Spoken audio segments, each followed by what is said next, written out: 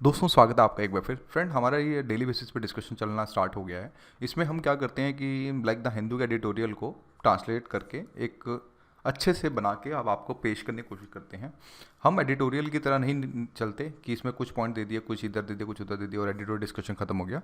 हम बैकग्राउंड से स्टार्ट करते हैं, करंट मुद्दों पे भी बात करते हैं, आगे का क्या रास्ता हो उस पर भी बात करते हैं, ताकि अगर हम एक एडिटोरियल को मान लीजिए 20 से 25 मिनट अगर हम दे रहे हैं, मान लीजिए 20 मिनट अगर हम दे रहे हैं, तो उस कंडीशन के अंदर ये होना चाहिए कि अगर आप मेरे 20 मिनट सुन रहे हैं तो आपके पास एक निष्कर्ष निकलना चाहिए कि ठीक है, मेरा ये टॉपिक है और ये तैयार हो गया है, इसके बाद मुझे और किसी का कुछ देखने की कोई ज़रूरत नहीं होगी। तो उसी के परिप्रेक्ष्य में हम जो है यहाँ पे कोशिश करते हैं। और ये इसमें जो द हिंदू के एडिटोरियल को हिंदी में ट्रांसलेट करने में भी आपको पता है, तो एक तरह से जान सी निकल जाती है और आत्मा तृप्त हो जाती है।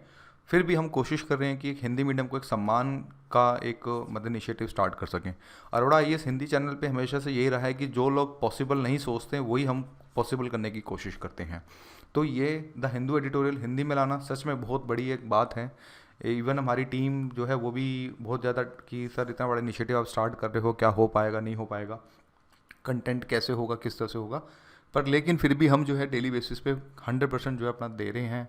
इवन हम लेट नाइट काम करते थे, अब मॉर्निंग में शिफ्ट की है इस डेली एडिटोरियल, ताकि आपको मॉर्निंग में अर्ली मॉर्निंग मतलब जल्द से जल्द 10 बजे तक आपको जो है मॉर्निंग में मिल सके, ताकि एक नई एनर्जी के साथ आप जो है स्टार्ट कर सकें। दूसरा, हिंदी मीडियम वालों प्लीज़ निराश मत होइए, हम भी अब काफ़ी कुछ आगे करेंगे। Have some patience, give some time. हम भी इसमें करंट अफेयर्स हिंदी के अंदर अभी हमारी एथिक्स की वीडियो भी होल्ड होगी है, इसको हम आगे बढ़ा रहे हैं। फिर मॉडर्न हिस्ट्री बढ़ाएंगे, फिर साथ में सी सेट की वीडियोस भी लेके आएंगे, ताकि हमारे बच्चे सी सेट में भी इस बार जो है फेल ना हो। और एक बहुत कंसाइज एक बहुत मतलब कि एक्सट्रीम लेवल का हम सी सेट लेके आएंगे, ताकि बच्चों के सारे सी सेट के क्वेश्चन जो हैं मतलब कि बन सकें। तो आज की डिस्कशन की अगर बात करें तो देखो, कंटेस्ट क्या है कि चीन की परमाणु नीति अभी मतलब कि चाइना की जो मिलिट्री रिपोर्ट है उसके थ्रू आगे आई है। कंटेस्ट ये है कि यार देखो, अब कोई एक देश अगर परमाणु नीति की तरफ बढ़ता है आज के परिप्रेक्ष्य में, जहाँ पर दो ध्रुवीय देश हैं आज के समय अगर हम बात करें, जिसमें एक तरफ यूएसए है पूरा और एक तरफ कहीं ना कहीं रशिया और चाइना भी, मतलब उनको हम एक एक में लेके चल सकते हैं। अब अब देखो चाइना क्या है, आपको पता है कि कहीं ना कहीं अब थोड़ा सुपर पावर बनने की कोशिश कर रहा है तो नहीं, लेकिन कहीं ना कहीं कोशिश कर रहा है, अपने अपने डिफेंस को बहुत ज़्यादा मजबूत कर रहा है। तो उसी में एक परमाणु नीति भी है। भारत की भी अपनी परमाणु नीति, हम उस पर भी डिस्कस करेंगे। तो हो क्या रहा है कि जिस तरह से अगर हम न्यूक्लियर्स की अगर हम देखें, एक तो वो समय जब 1992 तक, एक वो समय जो 1992 तक था, यानी कि 1992 तक का न्यूक्लियर का एक टाइम था, उसमें हम डिस्कस करेंगे कि देखो जब 1947 से लेकर 1992 तक में ये रशिया और यूएसए, आपको पता है इनके पास सबसे ज़्यादा परमाणु वेपन्स है, यानी कि ये एक देश को पता नहीं कितनी बार ख़त्म कर सकते हैं, इनके पास इतने वेपन हैं। आप सोचिएगा, एक पृथ्वी को पता नहीं कितनी बार नष्ट कर सकते हैं, इतने इनके पास, इन दो कंट्रियों के पास जो परमाणु न्यूक्लियर है। और कहीं ना कहीं पीसफुल ना होके एक मतलब बोलते हैं ना कि लाइक किसी पे हमला करना, तो ये भी मतलब कहीं ना कहीं बुरी बात हमें देखने को मिलती है। क्वेश्चन ये है, परमाणु हथियार हमें क्यों जरूरी हैं? देखो दोस्तों, परमाणु हथियार इसलिए जरूरी हैं कि जो ताकतवर देश है, अगर मान लो कोई ताकतवर देश किसी देश के ऊपर हमला कर दे, मान लो किसी कमज़ोर देश के ऊपर हमला कर दे, तो उसकी जवाबी कार्रवाई के पास उस जो हल्का देश है, मतलब जो ताकतवर देश नहीं है, वो भी कहीं कहीं ना कहीं अपने प्रतिकार का जवाब दे सके। तो उस केस में जब परमाणु का मतलब कि लोग जो है इस्तेमाल करते हैं, आपने जैसे कि हिरोशिमा और नागासाकी में जो 1945 में जब आपने देखा होगा, जब वहाँ पे बम फटे थे, परमाणु बम जब गिराया गया था लिटिल फैट के नाम से, लिटिल बॉय के नाम से सॉरी, तो उस कंडीशन में हमने देखा था कि उसके कॉन्सिक्वेंस आज भी हमें देखने को, वहाँ के बंदे आज भी अपंग पैदा होते हैं कुछ मतलब कुछ क्षेत्रों में, जहाँ पे वो उसकी जो जो यूवी रेडिएशंस थे उसके कारण। तो उसी के परिप्रेक्ष्य में अब यहाँ पे ये फिलोसफी निकल के आती है कि जो जिनके पास जितने परमाणु बम होंगे वो उतना उतना ज़्यादा जो है ताकतवर देश जो है बनने के कगार पे होगा। हालांकि रशिया अमेरिका इस फील्ड में भी बिल्कुल परमाणु अपने हथियार को नहीं बना रहे हैं, लेकिन जो कुछ कंट्रीज़ हैं, जिसमें चाइना हो गया, इंडिया हो गया, पाकिस्तान हो गया, तो ये कुछ ऐसी कंट्रीज़ हैं जो मतलब कि परमाणु हथियार की तरफ आगे बढ़ रही हैं, क्योंकि डेफिनेटली उनको भी खतरा है अपने पड़ोसियों देश से। जैसे कि भारत को चाइना और इंडिया से ज़्यादा खतरा है, मतलब भारत को अगर देखें तो चाइना और पाकिस्तान से ज़्यादा खतरा है, तो उसी केस में चाइना को अमेरिका से ज़्यादा खतरा जो है देखने को मिल रहा है। तो हर कोई इस दौड़ की एक अंधाधुन वाली दौड़ में जो है शामिल हो गया, तो कहीं ना कहीं इससे एक पूरा का पूरा जो एक वर्ल्ड है वो डिस्ट्रैक्शन मतलब कि होने की कगार पे जो हमें जो है देखने को मिल रहा है। तो अब ये मुद्दा क्यों उठ रहा है? मुद्दा ये है कि भाई देखो, भी राष्ट्रपति के जो जो बाइडेन हैं और शी जिनपिंग हैं, उनके बीच में एक वर्चुअल मीटिंग हुई, उसमें मतलब रिपोर्ट ने पुष्टि करी कि भाई चाइना जो है मतलब कि परमाणु हथियार भी बना रहा है, चुपचाप भी बना रहा है, और कुछ हल्के हथियार भी बना रहा है। एक तो हो गया एक्सट्रीम लेवल का हथियार जिसमें भी एक बम गिराया पूरा वर्ल्ड खत्म। एक होता है कि हल्के टाइप के परमाणु हथियार भी जो बना रहा है, तो उसके केस में पूरा का पूरा एडिटोरियल है। इसमें हम CTBT के बारे में भी समझेंगे, NPT को भी मैं आपको समझाने की कोशिश करूँगा, और काफ़ी कुछ चीज़ें हैं जो इसको मैं यहाँ पे जो है चीज़ें मैं आपको लेके चलूँगा। बट हालांकि पहले आगे बढ़ने से पहले मैं आपको यहाँ पे एक चीज़ ये भी बताने की कोशिश करूँगा कि दोस्तों आपको पता है ऑफिशियल जो स्टेट्स हैं न्यूक्लियर के, ध्यान से समझना, ये आपको कहीं पीटी में नहीं मिलेगा। ऑफिशियल न्यूक्लियर स्टेट्स, ऑफिशियल मैं बात कर रहा हूँ जो UN के द्वारा रिकॉग्नाइज है, और ये पीटी में क्वेश्चन आ चुका है। तो अगर हम ऑफिशियल न्यूक्लियर स्टेट्स की अगर हम बात करें तो ध्यान रखिएगा, जिसमें आपका USA आ गया, आपका फ्रांस आ गया, आपका ब्रिटेन आ गया, ठीक है, आपका चाइना आ गया। यानी कि जो आपके UNSC की जो 5 स्टेट्स हैं, जो आपकी 5 स्टेट्स हैं, वही बेसिकली इसमें जो है आपका USA हो गया, फ्रांस हो गया, ब्रिटेन हो गया, चाइना हो गया, ठीक है, और साथ में एक रशिया हो गया। ये जो 5 स्टेट्स हैं अगर अगर हम बात करें, ये हमारी ऑफिशियल न्यूक्लियर स्टेट्स हैं। यानी कि इवन अगर देखा जाए तो पाकिस्तान के पास भी है न्यूक्लियर पावर, इंडिया के पास भी, हमारे साथ में इजराइल के पास भी, साथ में नॉर्थ कोरिया के पास भी है, लेकिन इनको अभी तक UN ने ऑफिशियली रिकॉग्नाइज नहीं किया है। आप समझे मेरी बात को। तो कहीं अगर क्वेश्चन आ जाए कि ऑफिशियल न्यूक्लियर स्टेट्स कौन कौन सी हैं, तो बेसिकली जो UNSC की, यूनाइटेड नेशनल सिक्योरिटी काउंसिल की जो 5 परमानेंट मेंबर्स हैं, वही जो है न्यूक्लियर स्टेट्स जो हमें कहलाते हैं।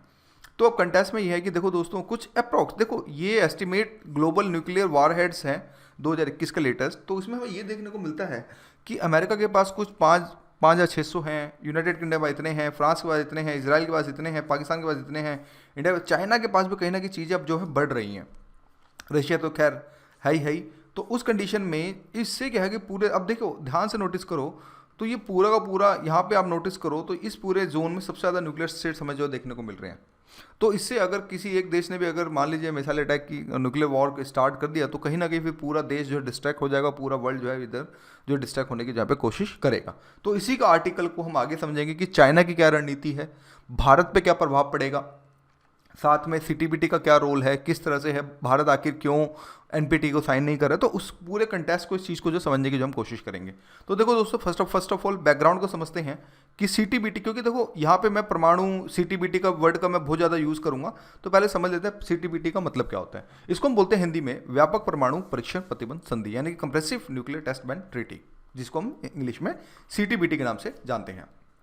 देखो इसी पहले समझते हैं पृष्ठभूमि। जब भारत आज़ाद हुआ 1947 के बाद, 1991 तक जब USSR का जब विघटन नहीं हुआ था, तो उस समय क्या हुआ था दोस्तों, USA और रशिया ने तो इतने सारे हथियार बना लिए थे न्यूक्लियर के कि ये पृथ्वी को कितनी बार भी जो ख़त्म कर सकते हैं। मतलब आप ऐसा मान के चलें कि एक बार से पता नहीं कितनी बार जो है पृथ्वी को ख़त्म कर सकते हैं, तो इनके पास इतने सारे हथियार हैं। तो एक तो ये भी हमें देखने, तो उस कंडीशन में भारत को ये सोचते हैं कि यार भारत इसलिए इसके पक्ष में नहीं है, वो बोलता है कि CTBT जो है, वो जो CTBT है वो फ्यूचर के हथियारों को तो रोकता है, लेकिन जिन्होंने बना के जो बैठ गए, जिन्होंने अपना कोटा, जैसे कि इसके अंदर आप देखें तो कुछ हथियार इनके पास है, कुछ रशिया के पास है, तो इनका क्या, तो भारत इसी के बेस में यहाँ पे जो है बात करेगा।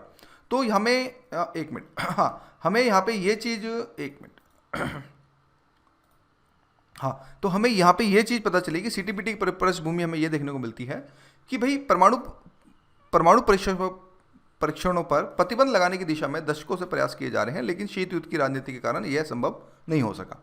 फिर हालांकि वर्ष 1973 में आंशिक परीक्षण प्रतिबंध संधि, यानी कि जिसको हम बोलते हैं पार्शियली टेस्ट बैन ट्रीटी, को भी अपनाया गया। अब ये आपकी PTBT क्या है, ये इसका मतलब ये होता है कि कोई भी परमाणु परीक्षण हवा में नहीं किया जाएगा, और अगर बात करें तो पानी में नहीं किया जाएगा, लेकिन जमीन के अंदर किया जा सकता है। जिस तरह से भारत ने अगर बात करें तो पोखरण में जमीन के अंदर किया था। समझे मेरी बात को।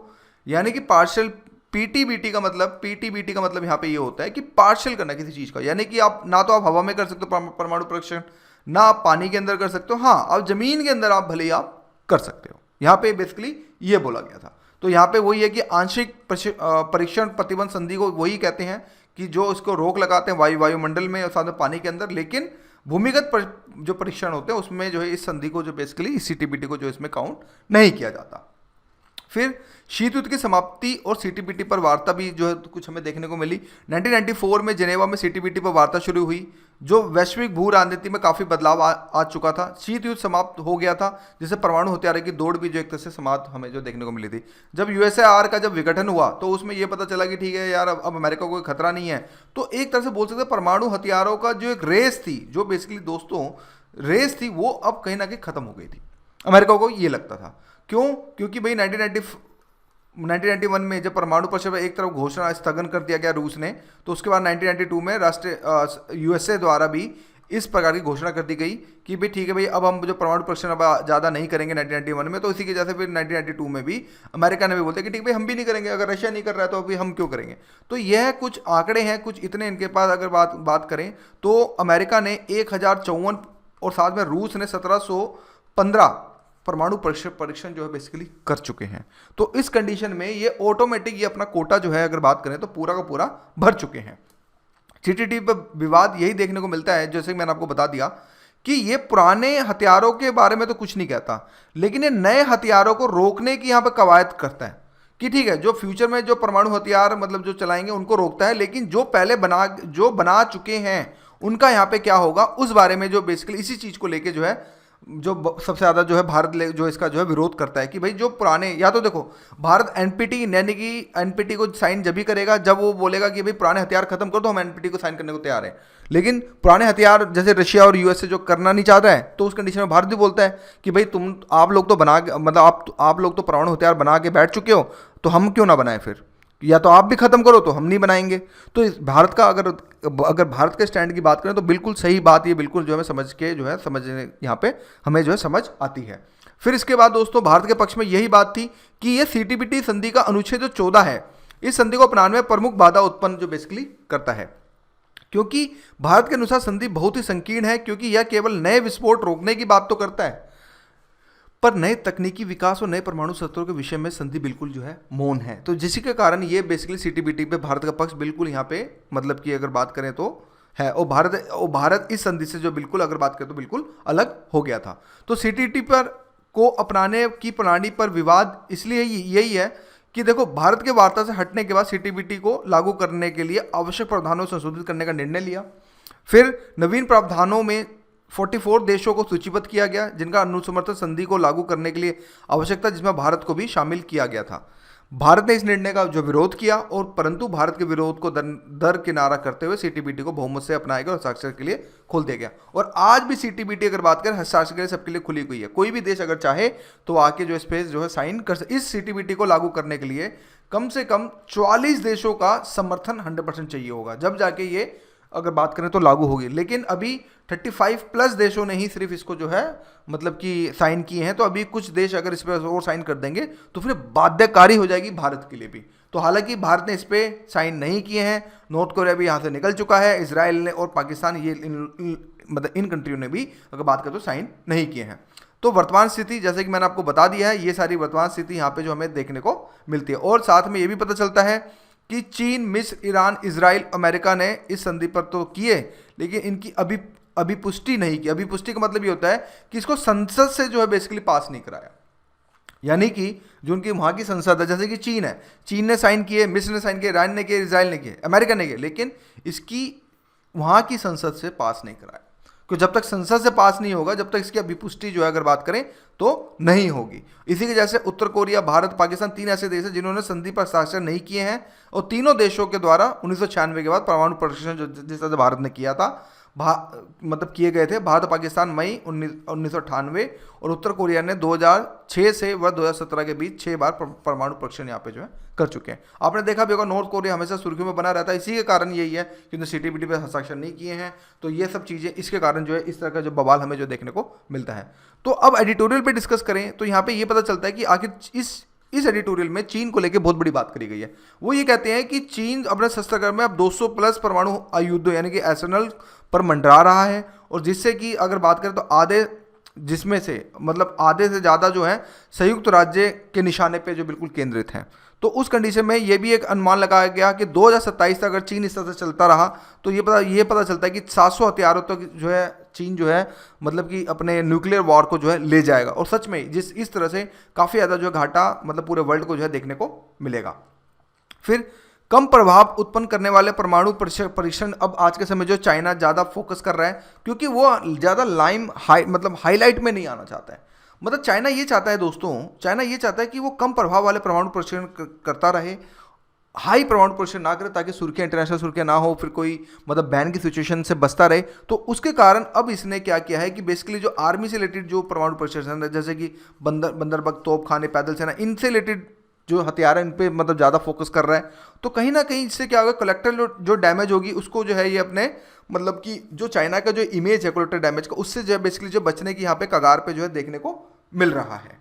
फिर भारत पर प्रभाव दोस्तों यहाँ पे यही देखने को मिलता है कि संयुक्त राज्य अमेरिका के साथ चीन की परमाणु अगर प्रतिभा होती है तो देखो चीन के परमाणु शस्त्रागार का आकार भारत के परमाणु शस्त्रागार की शक्ति को जटिल बना देता है। यानी कि जिस तरह से चाइना अपने शस्त्रागार को परमाणु शस्त्रागार को बढ़ा रहा है तो भारत के लिए भी फिर मजबूरी हो जाएगी कि वो भी अपने शस्त्रागार जो यानी कि परमाणु प्रशिक्षण यानी परमाणु हथियार है उसको भी वो आगे से ज़्यादा मतलब कि बढ़ाने की जो है बेसिकली जो है कोशिश करे।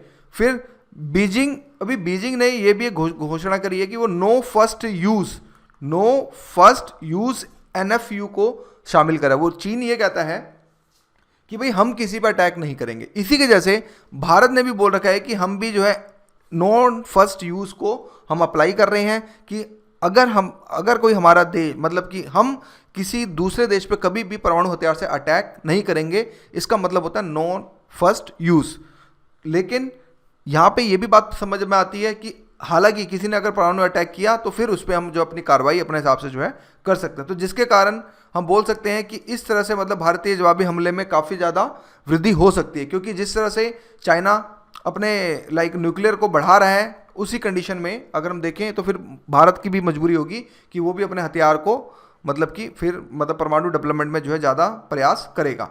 तो भारतीय रणनीतिक योजनाकार को मात्रात्मक परमाणु संतुलन और चीन के साथ भारत की परमाणु स्थिति के बारे में भी सोचना होगा कि भाई चाइना की कैसी स्थिति है फ्यूचर की, उसके बारे में भी जो सबसे ज़्यादा जो है लेके चीज़ें जो है लेके चलनी पड़ेंगी। और जिस तरह से जितनी क्वांटिटी में अगर चाइना आगे बढ़ेगा तो उसी के जैसे फिर भारत को भी अपना आगे मतलब चीज़ें जो है बेसिकली जो है रखना पड़ेगा। फिर भारत को चीन पर परमाणु शस्त्रागार के उपचरणों पर भी पूरी नज़र यहाँ पर रखनी होगी, क्योंकि भाई अगर चाइना किस तरह से उपचरण बना रहा है तो उसी के केस में भारत को भी कहीं ना कहीं इस पर मतलब ये एक अहम रोल जो है बेसिकली देखने को मिलेगा। हालांकि कोविड-19 महामारी के बावजूद चीनियों ने अपने मौजूदा बेड़े में 2 नए टाइप 094 जीन क्लास और SSBN परमाणु संचालित बैटरी मिसाइल पनडुब्बी को भी जो है जोड़ा गया। तो ये सब चीज़ें जो अगर बात करें तो हमें भारत के प्रभाव के ऊपर जो है देखने को मिलती हैं। तो दोस्तों आज के ट्यूटोरियल में कुछ ऐसा ही यही था, बाकी फिर कल मिलेंगे। Thank you.